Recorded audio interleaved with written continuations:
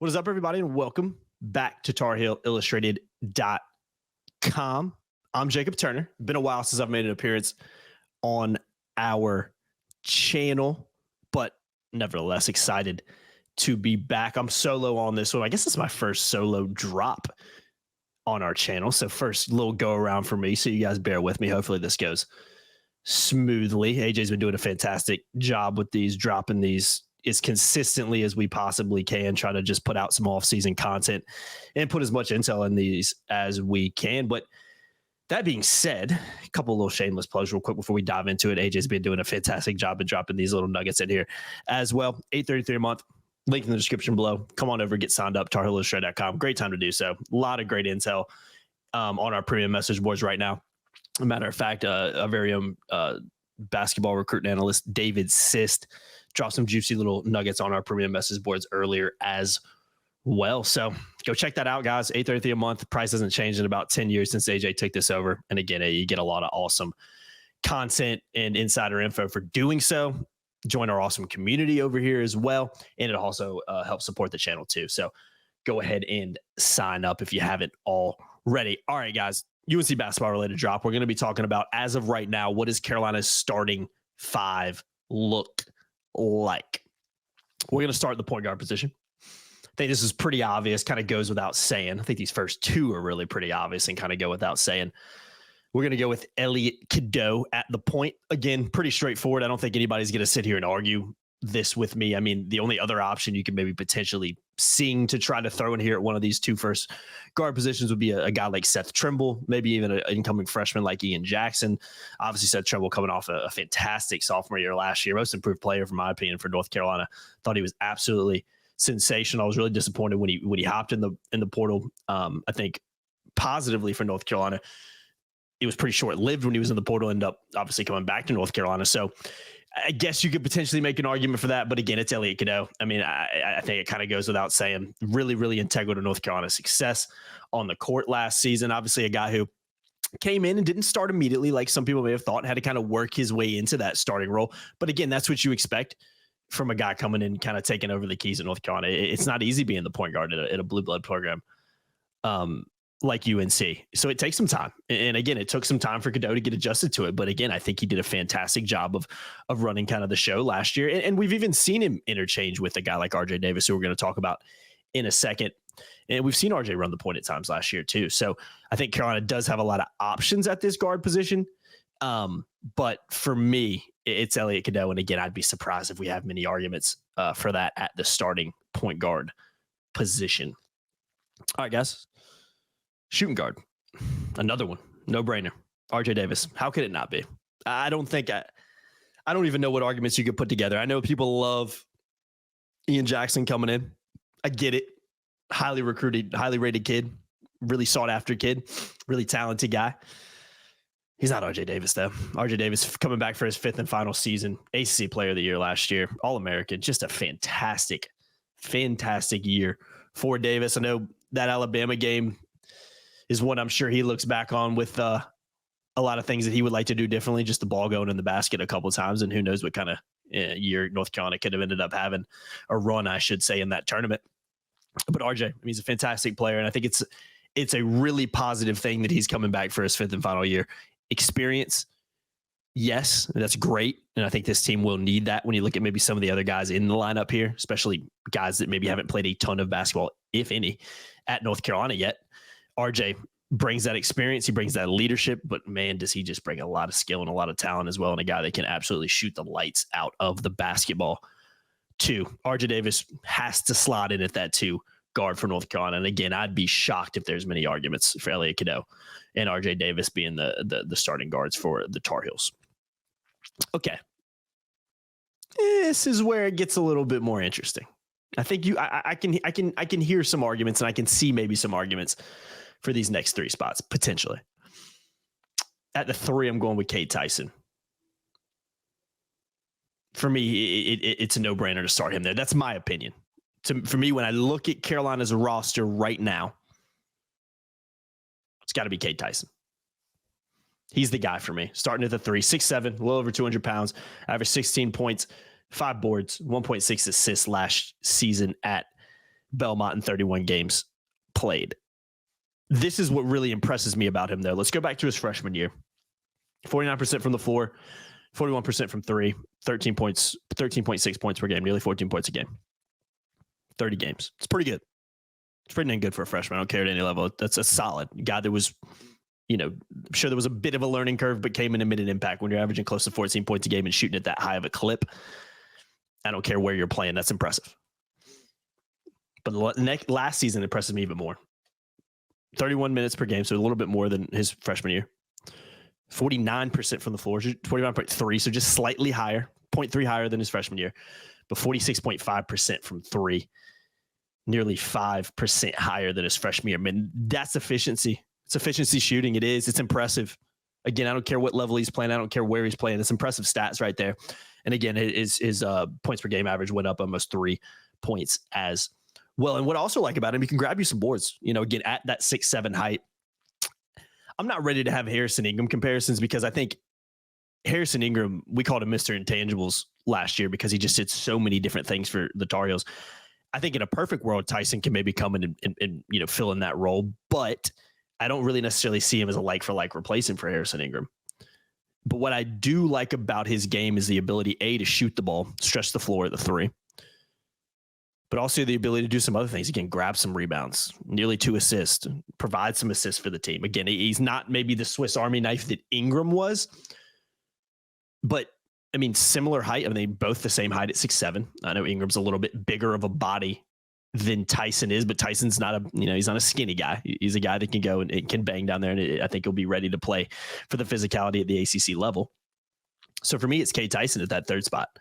I really like what he brings. And I think you also have to have a little bit of trust in Hubert that he knows what he wants in the portal. He's shown that. I mean, a lot of people like to throw the Pete Nance thing in there, and I get that. That was just a round peg in a square hole kind of situation where it just wasn't really, it was just never going to fit. Didn't make sense. In hindsight, I think in the moment you could kind of see it, but once the season went on, and I know there was other problems with that team, but there was a lot of times me and AJ got on pods and we're like, yeah, I don't know what they're kind of asking Pete Nance to do. I'm not really understanding it right now. It just doesn't fit his game.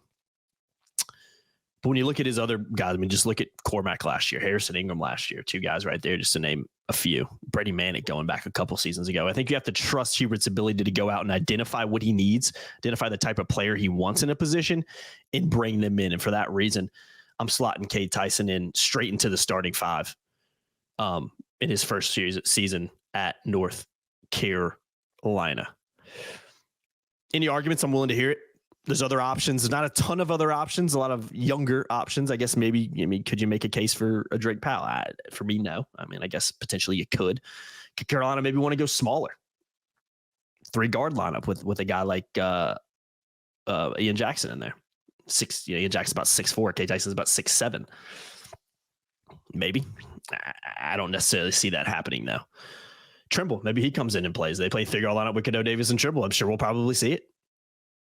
I've seen it at times before. But again, K. Tyson, for me, fits that kind of mold. And again, I'm not comparing him to Ingram, but I see similarities in their size and build and maybe some things that they can do. I do think Tyson is probably a little bit more efficient of a shooter. How does that translate to North Carolina? We'll have to kind of see, because obviously, Ingram was absolutely fantastic and integral last season for North Carolina. All right. So we got Elliot Cadeau, RJ Davis, Cade Tyson. Who starts at the 4? For me, it's Van Allen Lubin. Vanderbilt transfer. Spent 1 season, his freshman season at Notre Dame as well. I really like his game. He was a guy that when Carolina was linked to him, I was hoping that they would land.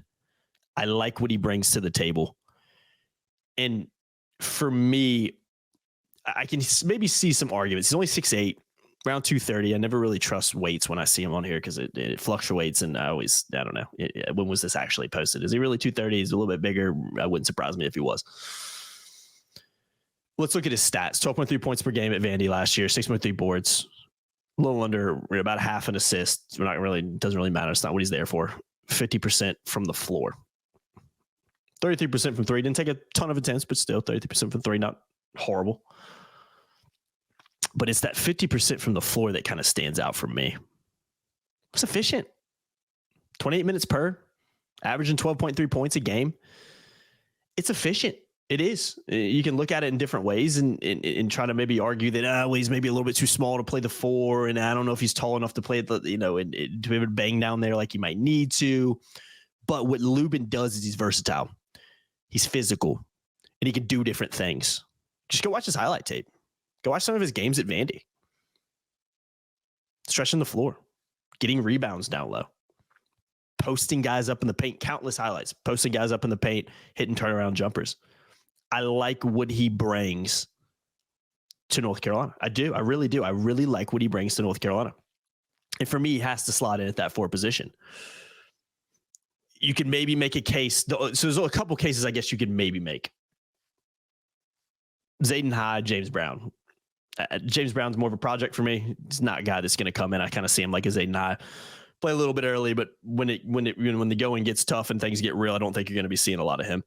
He's got a lot of potential, and I like him as a player. But to expect him, A, to come in and start, I just don't see that happening. And B, I think he's more of a project that's going to have to be developed a little bit. Zayden Hyde could make a case for that. That would probably be the only case because of, I guess, you can probably assume who I'm going to start at the 5 right now. Hyde's really the only one that maybe I could see you making a case for. Is he ready to take that leap? Less experienced than Lubin. Played some last year. And again, I liked what I saw from High in glimpses, especially early in the year. I love the energy he brought. I love the physicality he played with at times for a freshman. And I like some of the intangibles and skill sets that he has. But I can't throw him in the starting lineup right now. I just don't think that's a realistic option. So I think he's a good option off the bench. I think he will play more this year. I think it goes without saying. We look at Carolina's roster. He's going to have to play more. But for me, Vin Allen Lubin is that 4. Now, another argument can make. I'm leaving this guy last because I think this is the biggest argument you can make. Jalen Withers. This is an argument I can completely understand and hear and see. I get it. I like Withers a lot. I like his game. If I had any criticism of Withers last year, you have to keep in mind, too, who was in front of him last year. A guy like Armando, who I'm going to talk even more about him in a second. But I like what Withers brings. The only criticism, like I was just about to say, is maybe didn't do it in some of the bigger games as much as we would have liked to see. But again, you have to consider who was in front of him. He wasn't maybe given as many opportunities, wasn't needed to be relied upon as much. But he's an experienced guy. Can he potentially take that next step and step into that 4 position? This is the position I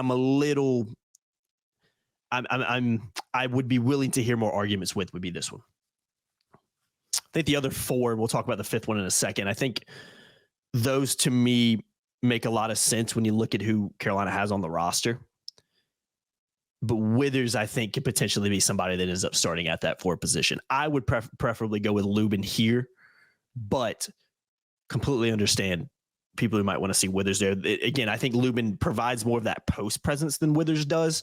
But again, they're different players in some ways too. Withers is a guy who can, again, take you off the dribble. Lubin can do that a little bit, but Withers is a guy that can take you off the dribble, back you down at the same time, grab rebounds. He's a feisty player. He's busy. He's aggressive. I like what he brings to the court. And again, he's experienced too. So I can totally understand you maybe wanting to see Withers start at that position too, especially when you consider he's been in the program for an extra year. Let me know. Get involved at Jacob Turner THI. Reach out to me at Heel Illustrated on Twitter. You guys know where to go in. If you're a premium subscriber or just subscriber on our website, you can get involved over there in our threads where we post this. All right, move on to the 5. Jalen Washington. To me, he's the 5. And I mentioned Armando a few minutes ago, and the reason I mentioned Armando is we've seen in glimpses in his 2 seasons at Carolina what Washington can do. You got to go back to he was a guy that he got injured in high school. He came into North Carolina having to kind of get over an injury, and not only that, but get more physical, get stronger. That was a big criticism we've seen with him the last couple of years is strength. He wasn't a guy that was maybe physically ready to play at the highest level at North Carolina. But look who was in front of him. A couple of years ago, who was it? It was Pete Nance and Armando Bacot. I know Pete Nance didn't work out, but you bring a guy in like that for one season, he's the guy who's going to get the nod, especially when Washington, like I said, coming off injuries in high school, hadn't played a ton of basketball for North Carolina. I just don't think he was physically ready to do that. For me, this is his time to step up. this is his time to claim that 5 position and say, hey, I'm a little bit different of 5 than what we've seen in the last 5 years with Armando Bacot, who've been on the program forever. Great big for the Tar Heels, one of the greatest to ever do it for North Carolina in terms of the big position. I don't want to hear arguments against that. I mean, I'm not saying he's number 1 because he's not, but when you look at the stats and what he did, forget the asterisks. Armando's a really, really, really successful big for North Carolina. Really good college player. What I like about Washington is he is more, I'm going to use the word traditional. He's more of a traditional type big in the modern game. So what do I mean by that? He can step out and hit shots. Heck, he can take you off the dribble if he wants to. We haven't seen a ton of that, but we've seen it in glimpses. And what makes me think he's ready to take that next step physically to be a starting big for North Carolina is what I saw in glimpses last year. This happened a few times, but the number one instance I remember it happening in was one of the biggest games of the season at Duke. Cormac Ryan's massive game for the Tar Heels. I was courtside doing photos for that. And one of the biggest plays that I remember from that one when it comes to Washington was he went up for a contested dunk with a lot of Duke players around him. And he slammed it with authority. He went up strong. He was vocal even doing it too. A little bit of a yell, a little bit of a flex doing it too. We hadn't really seen that from Washington his freshman year. Again, limited opportunities. We didn't really see that, but we saw it multiple. I wish I could give you more instances because there were specific moments. But that's the one that stands out because the reason it stands out is because it wasn't the first time I saw it. I remember the moment when it happened. And be like, okay, now he's doing it in one of the biggest games of the year at Duke. This is really what matters. Now, that's the physicality we needed to see from Jalen Washington for him to take that next step. And don't forget this too. How do you know if a guy's ready to take the next step if he's ever given the opportunity? You got to be given an opportunity to succeed. Got to be given an opportunity to go out there and claim that spot your own. And I think Washington should be given the opportunity. And again, when you look at the roster, I mean, you don't have a ton of other choices for that 5. You just don't. So again, I like what Washington brings. He, for me, is probably the one I'm most intrigued to see next season because I do think there's a ton of potential there. I do think he's strong enough now. He can always get stronger, and he will continue to get stronger. But again, he's that modern big that we haven't necessarily seen at the 5 for a while now because Armando just wasn't that.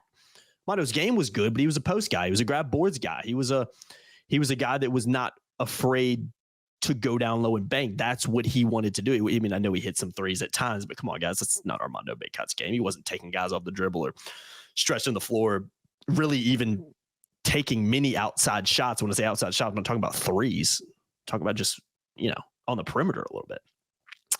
Outside the lane, he wasn't really doing that. I think I know Washington has the ability to do that.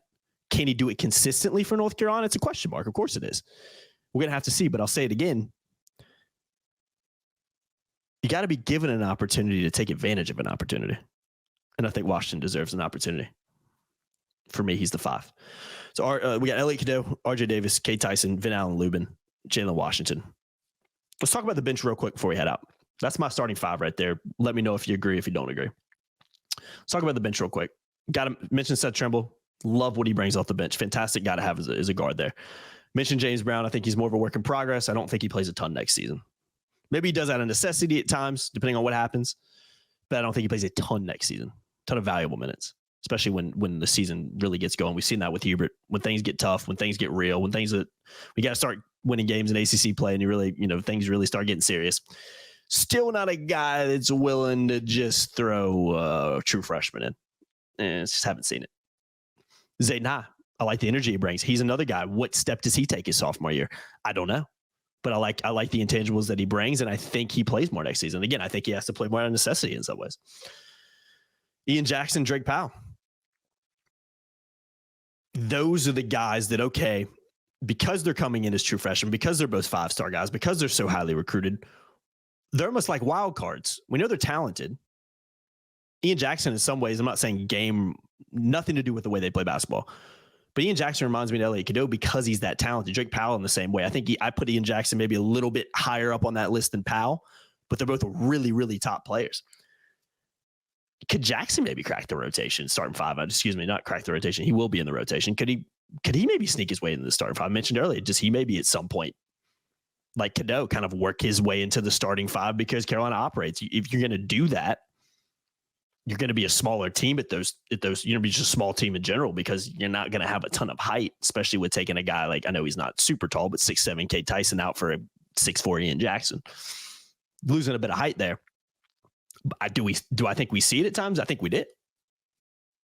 I think Jackson's that good that he has to play, and he will play, and he should play. Drake Powell. A little bit taller than Jackson, a little bit of a different game than Jackson, but another super talented kid who I think is ready to play at the college level when he comes in. My opinion. David Sis might disagree with me.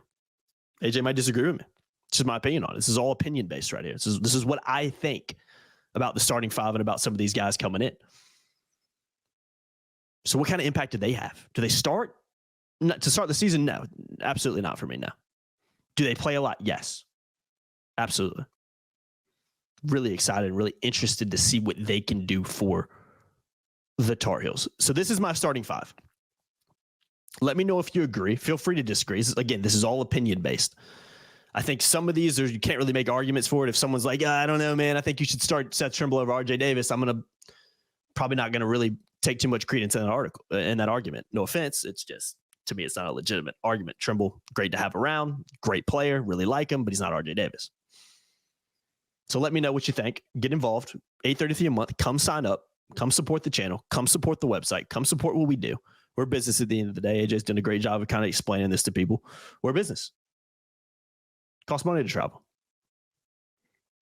Costs money for me to edit these videos, for us to edit these videos. The software we use isn't free. So help support us, guys. It means a lot. We love what we do.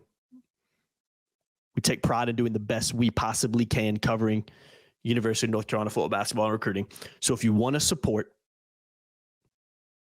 I always say this, the more money we bring in, ultimately the more content we're going to do. That's what we do here. That's how we roll.